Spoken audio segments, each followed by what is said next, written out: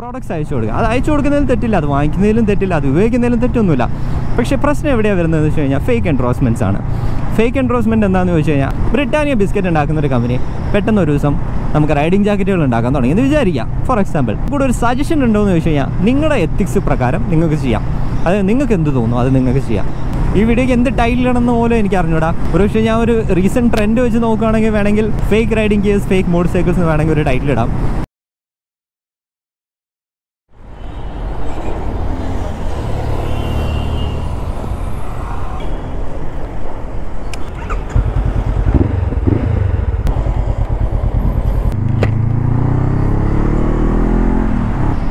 WhatsApp YouTube. അപ്പം എല്ലാവർക്കും പുതിയൊരു വീഡിയോയിലേക്ക് സ്വാഗതം.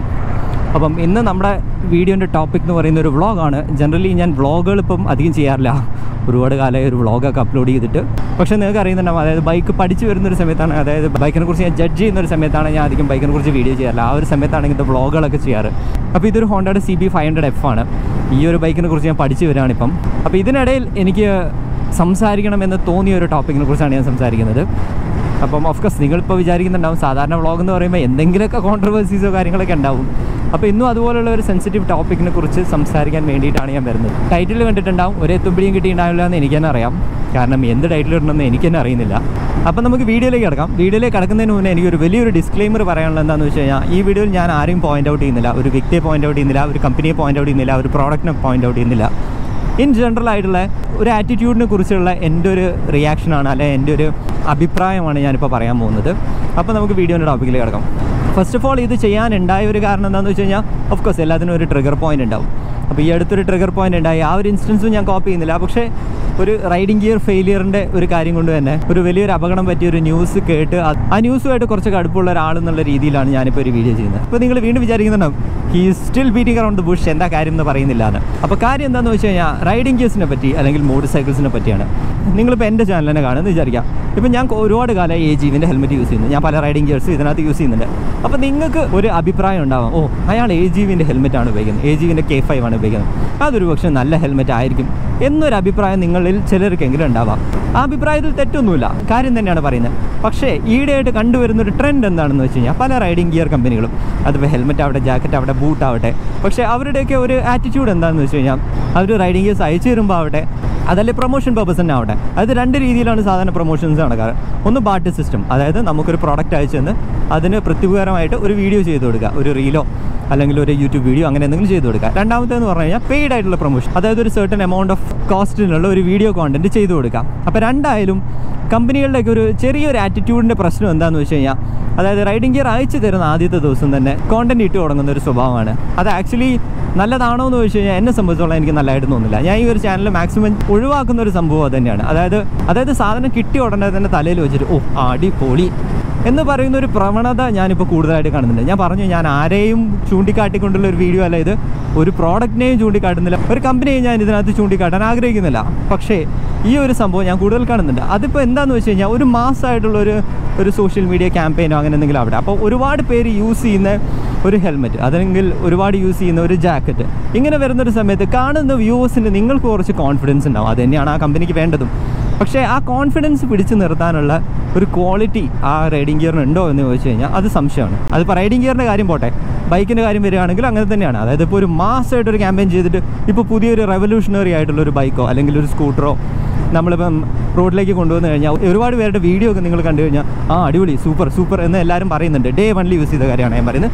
ഡേ 1 യൂസ് ചെയ്ത് അങ്ങനെ പറയുന്നുണ്ടെങ്കിൽ ഒബ്വിയസ്ലി ഒരു കസ്റ്റമർ എന്നുള്ള ലെവലിൽ നിങ്ങൾക്ക് അതിൻ്റെ മുകളിൽ കോൺഫിഡൻസ് കൂടുള്ളൂ.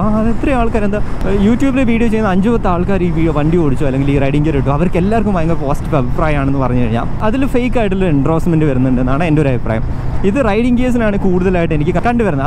അതായത് കമ്പനികൾ സോഷ്യൽ മീഡിയ ഇൻഫ്ലുവൻസേഴ്സിനായാലും ജേർണലിസ്റ്റുകൾക്കായാലും പ്രോഡക്റ്റ്സ് അയച്ചു കൊടുക്കുക. അത് അയച്ചു കൊടുക്കുന്നതിലും തെറ്റില്ല, അത് വാങ്ങിക്കുന്നതിലും തെറ്റില്ല, അത് ഉപയോഗിക്കുന്നതിലും തെറ്റൊന്നുമില്ല. പക്ഷേ പ്രശ്നം എവിടെയാണ് വരുന്നതെന്ന് വെച്ച് കഴിഞ്ഞാൽ ഫേക്ക് എൻഡോഴ്സ്മെൻറ്റ്സ് ആണ്.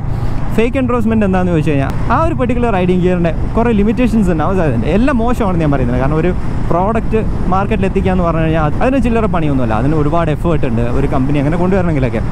പക്ഷേ എന്താ പ്രശ്നം എന്ന് വെച്ച് കഴിഞ്ഞാൽ, അവരെടുത്താൽ പൊങ്ങാവുന്നതിലും കൂടുതലുള്ള കാര്യങ്ങളാണ് ചെയ്യാൻ ശ്രമിക്കുന്നത്. അപ്പോൾ നമുക്കൊരു ഹെൽമെറ്റ് എക്സാമ്പിൾ എടുക്കാം. അതായത് ഒരു ഹെൽമെറ്റ് ഞാനിപ്പോൾ പറയുന്ന ഒരു സമയത്ത്, ഞാൻ ഓഫ് കോഴ്സ് ഈ ഒരു ഹെൽമെറ്റ് യൂസ് ചെയ്യാൻ തുടങ്ങിയിട്ട് ഇപ്പോൾ ഓൾമോസ്റ്റ് 4 കൊല്ലമായി. ഞാനൊരു പുതിയ ഹെൽമെറ്റ് വാങ്ങുന്നുണ്ട്. ആ പുതിയ ഹെൽമെറ്റിന് ഒരു 4-5 ഹെൽമെറ്റ് എൻ്റെ ലിസ്റ്റിലുണ്ട്. അതിൽ ഒരു ഹെൽമെറ്റ് എന്ന് പറയുന്നത് ഇതേ സെയിം ഹെൽമെറ്റ് തന്നെയാണ്. കാരണം എനിക്ക് ഈ ഹെൽമെറ്റ് ഇഷ്ടമാണ്. ഈ ഹെൽമെറ്റ് എനിക്ക് ഇഷ്ടപ്പെടാനുള്ള കാരണം എന്ന് വെച്ച് കഴിഞ്ഞാൽ ഞാൻ പോകുന്ന സ്പീഡ് നിങ്ങൾക്കറിയാം. നിങ്ങളതിൻ്റെ വീഡിയോ കാണുന്ന ഒരാളാണ്, നിങ്ങൾക്ക് തീർച്ചയായിട്ടും അറിയാം ഞാൻ പോകുന്ന സ്പീഡ് എത്രയാണ്. ആ സ്പീഡിലൊക്കെ പിടിച്ച് നിർത്താൻ പറ്റുന്ന, അതായത് ഹെൽമെറ്റിനകത്ത് വിൻഡ് കയറാതെ നിർത്താൻ പറ്റിയ രീതിയിലുള്ള ഒരു ഹെൽമെറ്റാണ് ഇതെന്ന് എനിക്കറിയാം. അത് മാത്രമല്ല, ഇൻ്റർനാഷണൽ ലെവലിൽ ഞാൻ നോക്കുന്ന സമയത്ത് ഇത് ഒരുപാട് കാലം മാർക്കറ്റിലുള്ള ഒരു ഹെൽമെറ്റാണ്. പഴയൊരു മോഡലാണ്. അപ്പോൾ അതുകൊണ്ട് എന്താ ഗുണമെന്ന് ചോദിച്ചു കഴിഞ്ഞാൽ, പഴയ മോഡലാകുമ്പം ഒരുപാട് പേര് യൂസ് ചെയ്തിട്ടുണ്ട്, ഒരുപാട് പേര് ക്രാഷ് ചെയ്തിട്ടുണ്ട്. അപ്പോൾ അവരുടെ സ്റ്റോറീസൊക്കെ കേട്ടിട്ടാണ് ഞാൻ ഈ ഹെൽമെറ്റ് യൂസ് ചെയ്യുന്നത്. അപ്പം ഒരു പ്രോഡക്റ്റ് പെട്ടെന്ന് വന്നതിന് ശേഷം എല്ലാവരും ഇങ്ങനെ യൂസ് ചെയ്ത് പലരും വാങ്ങിച്ചു എന്ന് വിചാരിക്കാം. പക്ഷേ അത് ആ പേർപ്പസിന് പറ്റിയ ഹെൽമെറ്റാണോ അല്ലെങ്കിൽ പേർപ്പസിന് പറ്റിയ ജാക്കറ്റാണോ എന്ന് ആ ഒരു ഇൻഫ്ലുവൻസറിനോ അല്ലെങ്കിൽ ആ ഒരു വീഡിയോ ചെയ്യുന്ന ഒരാൾക്കോ ഡേ വണ്ണിൽ നിങ്ങൾക്ക് പറയാൻ പറ്റിയെന്ന് വരില്ല. ഒബ്വിയസ്ലി ഒരു പക്ഷേ കാശ് കൊടുക്കുന്നതാണെങ്കിൽ അവർ ആദ്യം പറയുന്നത് എന്താണെന്ന് വെച്ച് കഴിഞ്ഞാൽ അടിപൊളിയാണ് എന്ന് പറയേണ്ടി വരും. അതല്ലെങ്കിൽ കാശ് കൊടുക്കാതെ ബാർട്ടർ സിസ്റ്റത്തിന് ചെയ്യുന്നൊരു സംഭവമുണ്ട്. അത് ചിലപ്പോൾ എനിക്കും കിട്ടാറുണ്ട്. അതായത് ഇപ്പോൾ ഞാൻ റോയൽ എൻഫീൽഡിൻ്റെ കേസ് ചെയ്തിട്ടുണ്ട്. അപ്പോൾ അവരോടൊക്കെ ഞാൻ പറയുന്നതെന്ന് വെച്ച് കഴിഞ്ഞാൽ എനിക്ക് കുറച്ച് സമയം തരും, അത് കുറച്ചൊന്നും ഞാൻ ഉപയോഗിച്ച് നോക്കട്ടെ. അതായത് ഒരു ഫസ്റ്റ് ഡേ എന്തായാലും ഒന്നും ചെയ്യാൻ പറ്റില്ല, ആദ്യത്തെ ആഴ്ച നമുക്കൊന്നും ചെയ്യാൻ പറ്റില്ല. അതിൻ്റെ കാരണം എന്താണെന്ന് വെച്ച് കഴിഞ്ഞാൽ ഓരോ റൈഡിങ് ഗിയർ വാങ്ങുമ്പോഴും അതിനൊരു ബ്രേക്കിംഗ് പീരീഡ് ഉണ്ട്. ഒരു ബൂട്ട് ഒരു ഗ്ലൗസൊക്കെ ഉപയോഗിച്ച് നോക്കുന്ന ആൾക്കാർക്കറിയാം. ആദ്യത്തെ ഒരു 2-3 റൈഡൊന്നും ഒട്ടും കംഫർട്ടബിൾ ആയിരിക്കില്ല. ഞാനിപ്പോൾ ആഴ്ചയ്ക്ക് വണ്ടി ഓടിക്കുന്നുണ്ട്, ഡെയിലി സിറ്റിയിൽ ഓടിക്കുന്നുണ്ട്. ആ ഒരു സമയത്തൊക്കെ റൈഡിങ് ഗിയേഴ്സ് ഉപയോഗിച്ചിട്ടാണ് അതിനൊന്ന് ബ്രേക്കിംഗ് ചെയ്തെടുക്കുന്നത്. അങ്ങനെ നോക്കുന്നൊരു സമയത്ത് തീർച്ചയായിട്ടും എനിക്കൊരു മാസം തന്നെ വേണം ആ ഒരു റൈഡിങ് ഗിയർ കംഫർട്ടബിൾ ആണോ എന്ന് പറയാൻ. അത് സേഫ് ആണെന്ന് പറയാൻ സ്റ്റിൽ എനിക്ക് പറ്റില്ല. ഞാൻ എവിടെയെങ്കിലും ചെന്ന് വീണാൽ മാത്രമേ പറ്റുള്ളൂ. ഇപ്പോൾ ഈ ഒരു ഹെൽമെറ്റ് സേഫ് ആണെന്ന് ചോദിച്ചു കഴിഞ്ഞാൽ ഞാൻ ഒരുപാട് തവണ ഈ ഒരു ഹെൽമെറ്റ് വെച്ച് ഓഫ് റോഡ് പോകുന്നൊരു സമയത്ത് വീണിട്ടുണ്ട്. ഒരു തവണ ചെറുതായിട്ടൊന്ന് റോഡിലും വീണിട്ടുണ്ട്. ആ സമയത്ത് തലയിടിച്ചിട്ടുണ്ട്. ഭാഗ്യത്തിന് വലിയ പ്രശ്നങ്ങളൊന്നും ഉണ്ടായിട്ടില്ല. അത്രേ എനിക്ക് പറയാൻ പറ്റുള്ളൂ. ബൈ ദ വേ, ഇത് ഡൈനീസിൻ്റെ പ്രൊമോഷനോ ഏജിൻ്റെ പ്രൊമോഷനോ ഒന്നും അല്ല. ഇപ്പം നമുക്ക് തോന്നുന്നുണ്ടോ എൻ്റെ സ്പോൺസറായ, അതായത് എൻ്റെ റൈഡിംഗ് സ്പോൺസർ എന്ന് പറയുന്നത് ഡൈനീസ് ഇന്ത്യയാണ്. ഇത് അവരുടെ പ്രൊമോഷനൊന്നുമല്ല. പക്ഷേ ഞാൻ അവരോട് പോലും പറഞ്ഞത് എന്താണെന്ന് വെച്ച് കഴിഞ്ഞാൽ, ഈ റൈഡിംഗ് ഗിയറും എല്ലാം തന്നതിന് ശേഷം എനിക്ക് 3 മാസം സമയം തരണം എനിക്കിത് ഉപയോഗിച്ചിട്ട് കംഫർട്ടബിൾ ആണോ അല്ലേ എന്ന് പറയാനുള്ളത്. പിന്നെ പ്രൊട്ടക്ഷൻ വൈസ് ഞാൻ നോക്കുകയാണെങ്കിൽ ഞാൻ ആദ്യം നോക്കുന്നത് എന്താണെന്ന് വെച്ച് കഴിഞ്ഞാൽ ഹെൽമെറ്റിനകത്തെ പാഡിങ് എങ്ങനെയാണ് ഫിറ്റ്മെൻറ്റ് വരുന്നത്, നല്ലോണം വേർത്ത് കുളിക്കുന്നൊരു സമയത്ത് ഹെൽമെറ്റ് വീണ്ടും എന്താ പറയുക പാലിലിട്ട് ബ്രെഡ് പോലെ ആവുന്നുണ്ടോ, ഇതൊക്കെയാണ് നമ്മൾ നോക്കുന്ന കുറച്ച് കാര്യങ്ങൾ. ഇപ്പോൾ ജാക്കറ്റിൻ്റെ ഒക്കെ ഒരു സേഫ്റ്റി എന്ന് പറയുന്നത് നമുക്ക് അതിനകത്ത് യൂസ് ചെയ്തിരിക്കുന്ന പാഡുകളുടെ സർട്ടിഫിക്കേഷൻ ലെവൽ 1 ആണോ ലെവൽ 2 ആണോ, ഇതൊക്കെയാണ് നമ്മൾ നോക്കുന്നത്. ഇതൊന്നുമില്ലാതെ ചില കമ്പനികൾ ഇൻഫ്ലുവൻസേഴ്സിനെ അപ്രോച്ച് ചെയ്ത് ചെയ്യുന്ന ഒരു സംഭവമാണ് ഈ ഡേ വണ്ണിൽ തന്നെയുള്ള അടിപൊളി പ്രൊമോഷൻ എന്ന് പറയുന്നത്. അപ്പോൾ ഇതിൻ്റെ ഒരു പ്രശ്നം എന്താണെന്ന് വെച്ച് കഴിഞ്ഞാൽ, ഈ അടുത്ത് ഞാൻ അറിയുന്നൊരു സിറ്റുവേഷൻ തന്നെ ഉണ്ടായത് എന്താണെന്ന് വെച്ച് കഴിഞ്ഞാൽ, എഗൈൻ ഞാൻ പറയുന്നു, ആ ഇൻസ്റ്റൻസ് എന്താണെന്ന് ഞാൻ പറയുന്നില്ല, ഇതുപോലെ ഒരു ക്വാളിറ്റി കുറഞ്ഞ ഒരു റൈഡിംഗ് ഗിയർ ഇട്ടതിൻ്റെ ഭാഗമായിട്ട് ഒരു വലിയൊരു അപകടം സംഭവിക്കും, ഒരാൾക്ക് ലൈഫ് നഷ്ടപ്പെടുകയും ചെയ്തിട്ടുണ്ടായിരുന്നു. അതിന് ശേഷം ഉണ്ടായ കുറച്ച് കാര്യങ്ങൾ എന്താണെന്ന് വെച്ച് കഴിഞ്ഞാൽ, ആ ഇഷ്യൂ കവറപ്പ് ചെയ്യാനുള്ള ഒരു ശ്രമങ്ങളാണ്. അതൊരു നല്ലൊരു ആറ്റിറ്റ്യൂഡാണെന്ന് എനിക്ക് തോന്നിയിട്ടേ ഇല്ല. അതായത് ഞങ്ങളുടെ കാരണം കൊണ്ടല്ല, ഞങ്ങളുടെ റൈഡിംഗ് ഗിയർ കൊണ്ടല്ല ഇങ്ങനെ ഒരു അപകടം പറ്റിയെന്നും അയാൾക്ക് ലൈഫ് ലോസ്റ്റ് ആയത് എന്നുള്ള രീതിയിൽ കൈ കഴുകാനുള്ള ഒരു ശ്രമമൊക്കെയാണ് കണ്ടത്. അതുകൊണ്ടാണ് ഞാൻ ഈ ഒരു വീഡിയോ ചെയ്യാനുള്ള ഒരു സാഹചര്യം ഉണ്ടായത്. അപ്പം ബേസിക്കലി കാണുന്ന വ്യൂവേഴ്സിനോട് എനിക്കൊരു കാര്യമേ പറയാനുള്ളൂ. അതായത് നിങ്ങളിപ്പം ഒരുപാട് പേര് യൂട്യൂബിൽ കാണുന്നുണ്ടാവും, അവരൊക്കെ ചിലപ്പോൾ ഒരു പർട്ടിക്കുലർ ബ്രാൻഡിൻ്റെ ഹെൽമെറ്റോ അല്ലെങ്കിൽ ഒരു പർട്ടിക്കുലർ ബ്രാൻഡിൻ്റെ ജാക്കറ്റോ ഒക്കെ ആയിരിക്കും അവർ പെട്ടെന്ന് യൂസ് ചെയ്ത് തുടങ്ങുന്നതാണെങ്കിൽ ആദ്യം അവരോട് ചോദിക്കേണ്ടത്, നിങ്ങൾ എത്ര കാലമായിട്ട് ഇത് യൂസ് ചെയ്യുന്നു, നിങ്ങൾക്ക് ഇതിൽ കാണുന്ന പോസിറ്റീവ്സ് എന്താ നെഗറ്റീവ്സ് എന്താ, ഇങ്ങനത്തെ കുറേ കാര്യങ്ങളാണ് ചോദിക്കേണ്ടത്. അതല്ലാതെ നിങ്ങൾ ആദ്യമായിട്ട് ആ ഒരു റൈഡിംഗ് ഗിയർ ഉപയോഗിക്കുന്ന ഒരാളുടെ വാക്കും കേട്ട് ഒരു റൈഡിംഗ് ഗിയർ എടുക്കരുത് എന്നാണ് എനിക്ക് പറയാനുള്ളത്. കാരണം അങ്ങനെ എടുത്തു കഴിഞ്ഞാലുള്ള പ്രശ്നം എന്താണെന്ന് വെച്ച് കഴിഞ്ഞാൽ, ഒരുപക്ഷെ നിങ്ങളുടെ റൈഡിംഗ് എബിലിറ്റീസ് അല്ലെങ്കിൽ നിങ്ങളുടെ റൈഡിംഗ് കണ്ടീഷൻ എന്ന് പറയുന്നത് ആ കാണുന്ന ഇൻഫ്ലുവൻസറിനെക്കാളും ഭയങ്കര ഡാർക്ക് സീൻസ് ആയിരിക്കും. നിങ്ങളൊരു പക്ഷേ ഭയങ്കര ഫാസ്റ്റായിട്ട് ഓടിക്കുന്ന ആളായിരിക്കും, നല്ലോണം ഓഫ് റോഡ് പോകുന്ന ഒരാളായിരിക്കും. അപ്പോൾ നിങ്ങൾക്കായിരിക്കും കൂടുതൽ റിസ്ക് ആ ഇൻഫ്ലുവൻസറിനെ കാണും അല്ലെങ്കിൽ ആ വീഡിയോ ചെയ്ത ആളെ കാണും. അങ്ങനെ നോക്കുന്ന ഒരു സാഹചര്യത്തിൽ ആക്ച്വലി നിങ്ങളെ തന്നെയാണ് റിസ്ക് ചെയ്യുന്നത്. ഇപ്പോൾ ഒരു പക്ഷേ ഒരു പ്രൊമോഷനും ഇല്ലാതെ ഒരാൾ ഒരു ഹെൽമെറ്റിനെ കുറിച്ച് നല്ലത് പറയുകയാണ് അല്ലെങ്കിൽ ഒരു ജാക്കറ്റിനെ കുറിച്ച് നല്ലത് പറയുകയാണെങ്കിൽ യെസ് ഓഫ് കോഴ്സ് നിങ്ങൾക്കത് എടുക്കാവുന്നതേ ഉള്ളൂ. അതായത് ഇത്രയും മാസമായി ഞാൻ യൂസ് ചെയ്യുന്നത്, അല്ലെങ്കിൽ ഇത്രയും വർഷമായിട്ട് യൂസ് ചെയ്യുന്ന ഒരു ഹെൽമെറ്റാണ്. ഞാൻ പറഞ്ഞു ഈ ഹെൽമെറ്റ് ഞാൻ യൂസ് ചെയ്യാൻ തുടങ്ങിയത് 4 വർഷം കഴിഞ്ഞു. ഈ 4 വർഷത്തിനിടയിൽ എനിക്കുണ്ടായിരുന്ന കുറച്ച് അനുഭവവും കാര്യങ്ങളൊക്കെയാണ് ഞാൻ പറഞ്ഞത്. ബട്ട് സ്റ്റിൽ ഫുള്ളി സേഫ്റ്റി ഉള്ള ഒരു ഹെൽമെറ്റാണോ അല്ലെങ്കിൽ ഫുള്ളി സേഫ്റ്റി ഉള്ള ഒരു ജാക്കറ്റാണോ എന്നൊക്കെ ചോദിച്ചു കഴിഞ്ഞാൽ എൻ്റെ എബിലിറ്റീസ് വെച്ചിട്ട് ഇത് സേഫ് ആണെന്ന് എനിക്ക് ഫീൽ ചെയ്യുന്നു.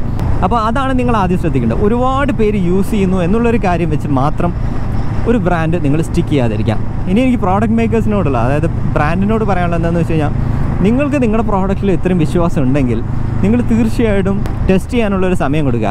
അതിപ്പോൾ പെയ്ഡ് ആയാലും അൺപെയ്ഡ് പ്രൊമോഷൻ ആയാലും ടെസ്റ്റ് ചെയ്യാനുള്ള കുറച്ചൊരു സമയം കൊടുക്കുക.